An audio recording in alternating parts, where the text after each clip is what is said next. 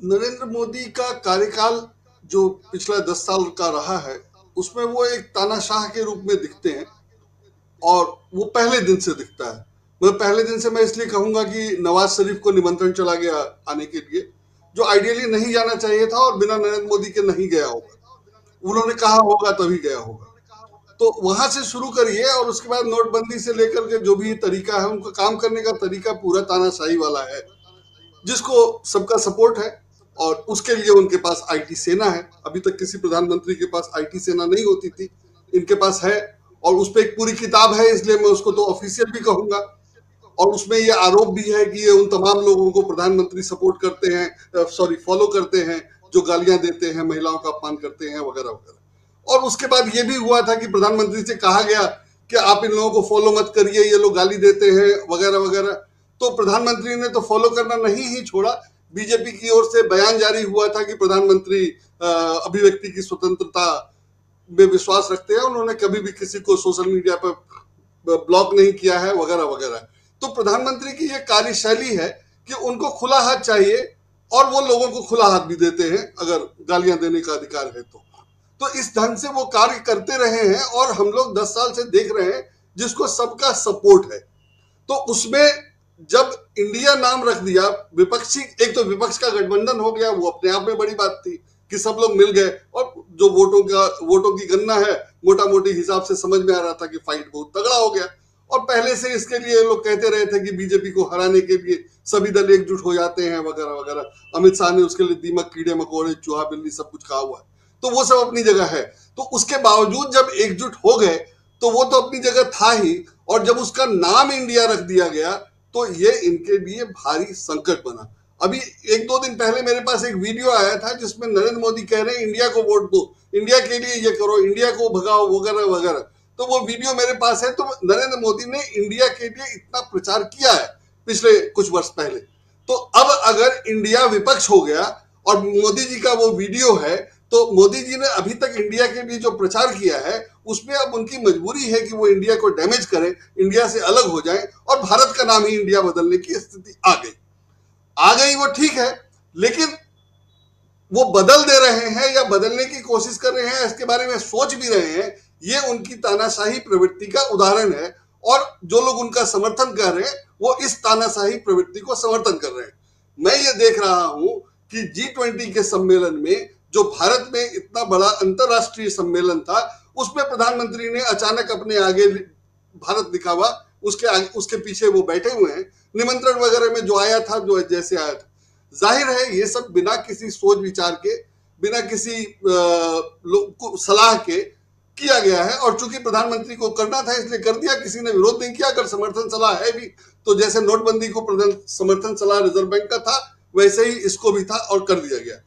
जब प्रधानमंत्री भारत लिखे हुए के पीछे बैठे दिखे तो दुनिया भर में लोगों ने, मैंने मुझसे भी अगर कुछ लोगों ने पूछा तो मैं समझ सकता हूं कि वो दुनिया में कितनी बड़ी चिंता रही होगी कि प्रधानमंत्री ये भारत कैसे हो गया, भारत क्यों लिखा हुआ है। दूसरा, उस उसी दिन व्हाट्सएप पे ये एक डॉक्यूमेंट घूमना शुरू किया, 55 पेज का करीब था, जिसमें बताया गया था कि भारत और इंडिया क्या है, या भारत की पुरानी परंपरा वगैरह, रिवाज वगैरह के बारे में बताया गया। वो भी लोगों ने पूछना शुरू किया कि ये दस्तावेज क्या G20 की बैठक में बांटा गया है। दोनों चिंता की बात थी, क्योंकि अगर G20 की बैठक में बांटा गया था तो वो उसको किसने छापा, उसका प्रकाशक कौन है, लेखक कौन है, मुद्रक कौन है, वो सब उसमें कुछ नहीं था। तो ऐसा कोई दस्तावेज G20 की बैठक में बंटना नहीं चाहिए था, लेकिन ये घूम रहा था और खूब घूमा। एक ही ग्रुप में 3-4 लोगों ने भेजा।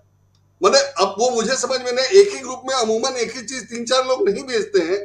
तो 3-4 लोगों ने अगर एक ही ग्रुप में एक ही चीज भेजी तो आप समझ सकते हैं कि वो कितना जोर था उस पर। तो ये सारा कुछ किया गया और अगले दिन अखबारों में नीलबटा सन्नाटा। अखबारों में इस बात की कोई खबर नहीं थी कि प्रधानमंत्री उस G20 की बैठक में भारत कह रहे थे। तो जाहिर है इन्होंने भारत इंडिया का नाम भारत कर दिया।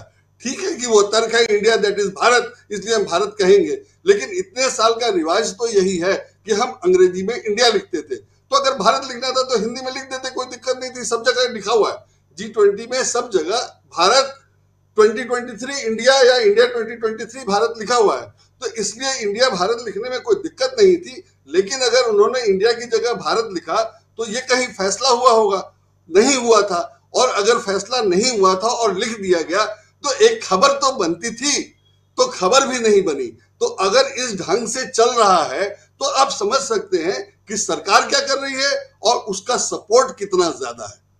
जी। बाद में पता चला, अगले दिन की खबर में सिर्फ एक अखबार में खबर दिखी मुझे जो पहले पन्ने पे थी कि वहां एक डॉक्यूमेंट बांटा गया था जिसमें बताया गया था कि भारत इंडिया क्या है। उस डॉक्यूमेंट की खबर और अखबारों में नहीं थी, और व्हाट्सएप पे दूसरा डॉक्यूमेंट घूम रहा है कि ये बांटा गया। तो ये स्थिति है और इस ढंग से प्रचार और काम चल रहा है। तो अब आप आगे के बारे में सोच सकते हैं कि क्या स्थिति होगी और कैसे काम चल रहा है, कितना बुरा हाल है।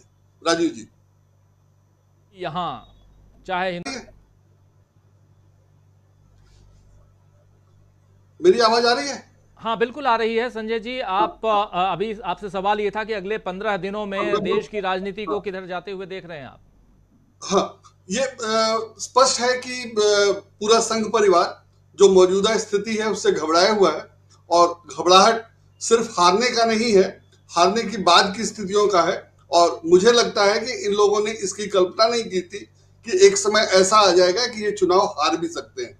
ये सबसे गंभीर बात है जो अब दिख रहा है। जो पहले लगता था, इन लोगों ने राहुल गांधी को पप्पू साबित करने की कोशिश करके ये समझ लिया था कि और कोई मुकाबला दे नहीं सकता नरेंद्र मोदी को, और कोई टक्कर नहीं है, और नरेंद्र मोदी जब तक चाहेंगे तब तक बने रहेंगे या बीजेपी की ही सरकार रहेगी। इन लोगों की प्लानिंग में ये नहीं था कि दोबारा विपक्ष की सरकार आ सकती है।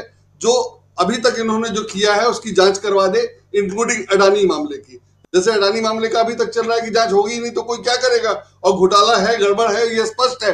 तो अगर सरकार बदलेगी तो और सब चीजों के साथ अडानी मामले की भी जांच हो सकती है। और जैसा राहुल गांधी ने कहा है कि प्राइम मिनिस्टर से कनेक्शन दिखाई दे रहा है, तो ये बीजेपी के लिए काफी नुकसानदेह होगा भविष्य में भी।